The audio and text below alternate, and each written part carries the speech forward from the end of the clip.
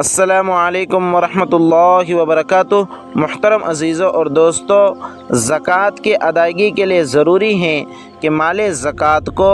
کسی فقیر اور مسکین کو تملیکاً دیا جائے، یعنی اسے مالک بنا کر بغیر کسی عوض کے اسے مالک بنا دیا جائے، اس کے حوالے کر دیا جائے۔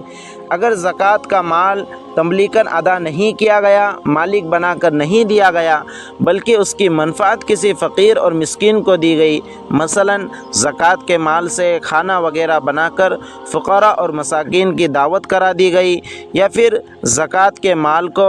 رفاع عام کے کام میں استعمال کر لیا گیا، یعنی کسی ایک شخص کو، کسی فقیر اور مسکین کو اس مال کا مالک نہیں بنایا گیا، تو ایسی صورت میں زکوٰۃ ادا نہیں ہوں گی، اس لیے کہ فقہائے کرام نے صراحتاً لکھا ہے کہ زکوٰۃ کی ادائیگی کے لیے تملیغ ضروری ہے۔ اس لیے یاد رکھیں، جب بھی اپنے مال کی زکوٰۃ نکالیں تو اس زکوٰۃ کے مال کو کسی مستحق شخص کو مالک بنا کر تملیکاً اسے اس مال کو حوالے کیا جائے، تاکہ ہماری زکوٰۃ 100% طور پر صحیح طور سے ادا ہو جائے۔